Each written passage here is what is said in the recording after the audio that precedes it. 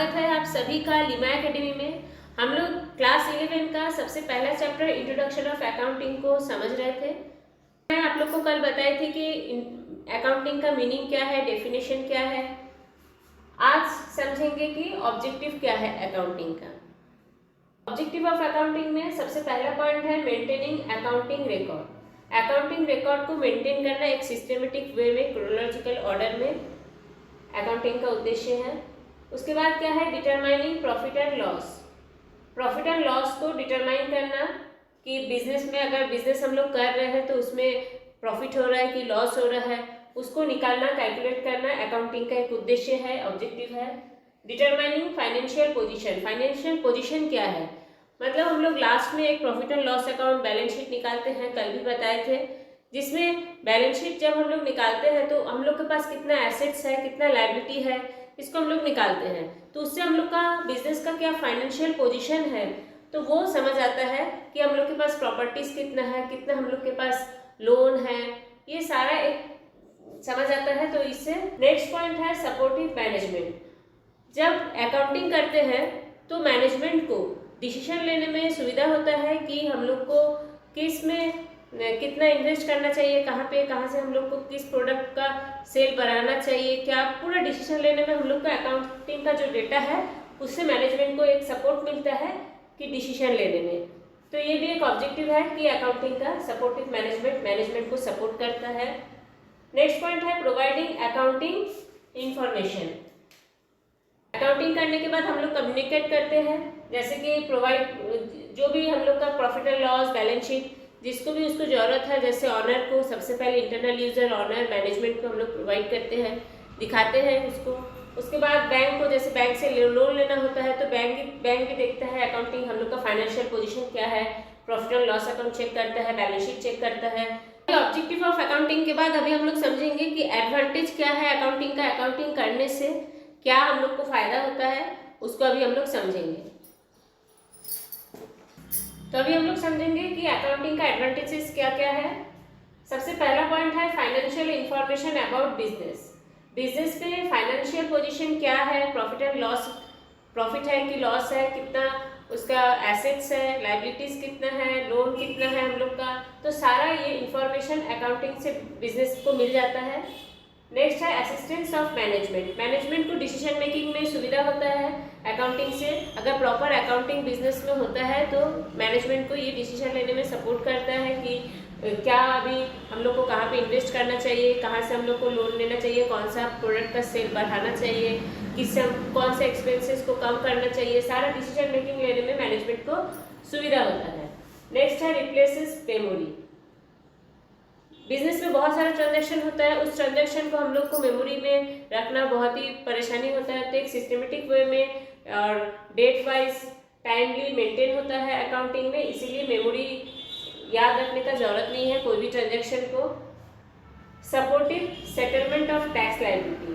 Proper तरीके से accounting होने के कारण एक सपोर्ट मिलता है टैक्स पेमेंट करने में, हम लोग को जीएसटी, इनकम टैक्स, सभी का एक टैक्स लायबिलिटी जो भी गवर्नमेंट को हम लोग टैक्स देते हैं, अगर अकाउंटिंग प्रॉपर तरीके से होता है तो उसी से हम लोग को एक सपोर्ट मिल जाता है कि कितना हम लोग को टैक्स पे करना है, जीएसटी कितना पे करना है, कितना हम लोग सेल किए हैं, सब। नहीं तो हम लोग को कैसे पता चलेगा, प्रॉपर अकाउंटिंग नहीं होगा, कितना ट्रांजैक्शन सेल का हुआ है, कितना टैक्स हम लोग को बन रहा है, तो वो सभी चीज़ को हम लोग को इससे समझ आ जाता है कि अगर प्रॉपर तरीके से बिजनेस में अकाउंटिंग होता है तो उससे टैक्स लायबिलिटी हम लोग को टैक्स का जो हम लोग कितना हम लोग टैक्स पे करेंगे गवर्नमेंट को, उससे हम लोग समझ आ जाता है, एक सपोर्ट मिल जाता है अकाउंटिंग से।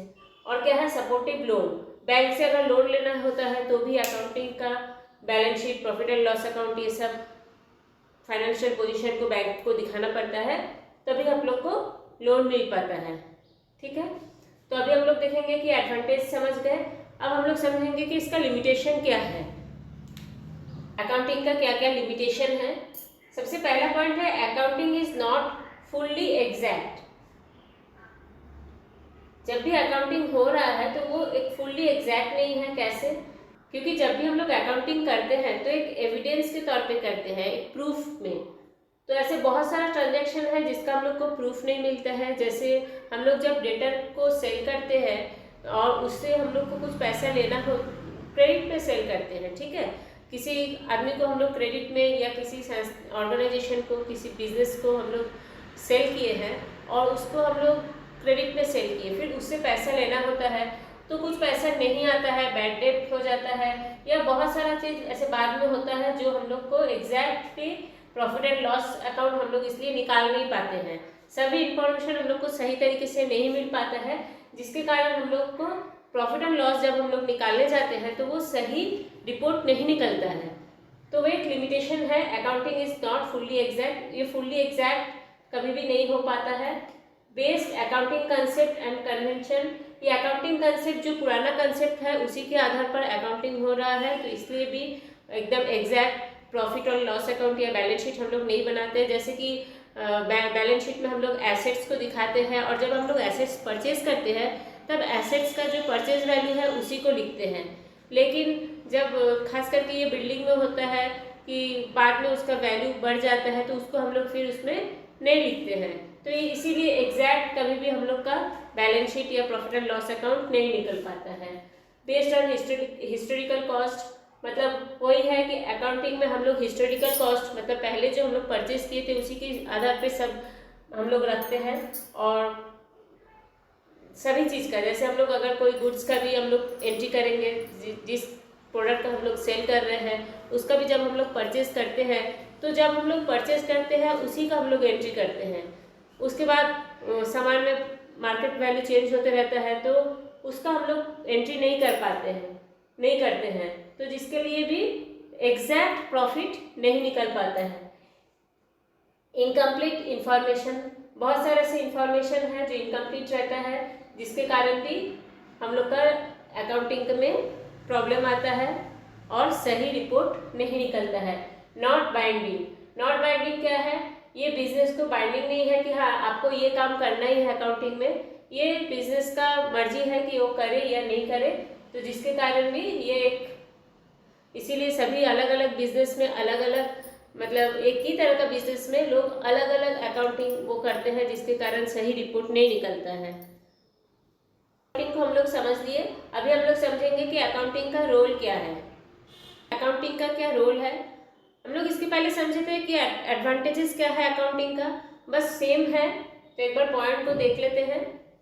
मेंटेनेंस ऑफ सिस्टमेटिक रिकॉर्ड, जितना भी ट्रांजेक्शन होता है उसको एक सिस्टमेटिकली रिकॉर्ड करते हैं। डिटरमाइनिंग नेट प्रॉफिट, अकाउंटिंग से हम लोग डिटरमाइन कर पाते हैं, देख पाते हैं कि बिजनेस में कितना प्रॉफिट हुआ है कि लॉस हुआ है, उसका फाइनेंशियल। थर्ड पॉइंट है determining financial position, financial position को चेक कर सकते हैं कि बिजनेस में कितना प्रॉपर्टीज है, लोन कितना है। Supportive settlement of tax liability, हम लोग को बहुत ही सपोर्ट मिल जाता है बिजनेस को कि हम लोग का कितना, बिजनेस को कितना टैक्स पेमेंट करना है, जीएसटी कितना पेमेंट करना है, इनकम टैक्स कितना पेमेंट करना है, सारा चीज़ को। असिस्टेंस टू मैनेजमेंट, मैनेजमेंट को असिस्ट करता है अकाउंटिंग, जिससे मैनेजमेंट ये डिसीजन ले पाता है, डिसीजन मेकिंग में बहुत ही आसान हो जाता है कि उसका मतलब बिजनेस में क्या करना है, आगे बिजनेस को कैसे रन करना है, बिजनेस में कहाँ कहाँ हम लोग को इन्वेस्ट करना चाहिए, कहाँ से हम लोग को लोन लेना है, कौन सा प्रोडक्ट का सेल बढ़ाना है, सारा चीज़ को हम लोग अकाउंटिंग से मैनेजमेंट को डिसीजन ले पाता है। ठीक है, अभी हम लोग समझेंगे कि टाइप्स ऑफ अकाउंटिंग और ब्रांचेस ऑफ अकाउंटिंग। अकाउंटिंग का कितना टाइप है या कितना ब्रांचेस है। फाइनेंशियल अकाउंटिंग पहला है, जो आप लोग का सब्जेक्ट है फाइनेंशियल अकाउंटिंग, इसमें हम लोग balance sheet, profit and loss account, financial position को देखते हैं। कॉस्ट अकाउंटिंग, इसमें तरह तरह का हम लोग कॉस्ट निकालते हैं अलग अलग चीज़ का, जैसे ही हम लोग बहुत सारे एक्सपेंसेस का, बहुत सारा प्रोडक्ट का हम लोग कॉस्ट निकालते हैं कि कौन कितना कॉस्ट होना चाहिए, वेरिएबल कॉस्ट निकालते हैं, फिक्स कॉस्ट निकालते हैं। बिजनेस में बहुत सारे ऐसे खर्चे हैं जिसका फिक्स रहता है कि हाँ इतना खर्चा होना ही है, और बहुत सारा वेरिएबल होता है, चेंज होते रहता है टाइम टू टाइम, तो वो सब कॉस्ट अकाउंट में हम लोग पढ़ते हैं। मैनेजमेंट अकाउंटिंग, अकाउंटिंग के बाद मैनेजमेंट अकाउंटिंग, मैनेजमेंट अकाउंटिंग में क्या होता है, मैनेजमेंट लोग डिसीजन लेते हैं कि बिजनेस में बिजनेस को डेवलप करने के लिए क्या करना है क्या नहीं करना है, वो सब मैनेजमेंट अकाउंटिंग में आता है। टैक्स अकाउंटिंग, जैसे कि गवर्नमेंट को जब हम लोग टैक्स देते हैं, जीएसटी देते हैं, इनकम टैक्स देते हैं, तो एक कैसे दे, प्रॉपर तरीके से कैसे उसको अकाउंटिंग करें और सही तरीके से क्या करें, तो वो टैक्स अकाउंटिंग के अंदर आता है। सोशल अकाउंटिंग, जैसे पूरे समाज का जब अकाउंटिंग होता है वो कैसे करते हैं, एक सारे ट्रांजैक्शन को पूरे समाज का जब हम लोग अकाउंटिंग करते हैं तो वो सोशल अकाउंटिंग के अंदर आता है। तो आज के लिए इतना ही। नेक्स्ट क्लास में इस चैप्टर को पूरा खत्म कर देंगे। आप लोग यहाँ से पॉइंट लिख सकते हैं, बाकी अपने बुक से अच्छे से पढ़ना है चैप्टर को। और अभी तक अगर आप लोगों ने सब्सक्राइब नहीं किए तो चैनल को सब्सक्राइब कर दो, लाइक कर दो, अपने दोस्तों के साथ शेयर कर दो, क्योंकि इसकी क्लास 11 का अकाउंट्स का पूरा सभी चैप्टर आप लोग को इस चैनल में अवेलेबल होगा। तो मिलते हैं नेक्स्ट वीडियो में, तब तक के लिए टाटा बाय बाय।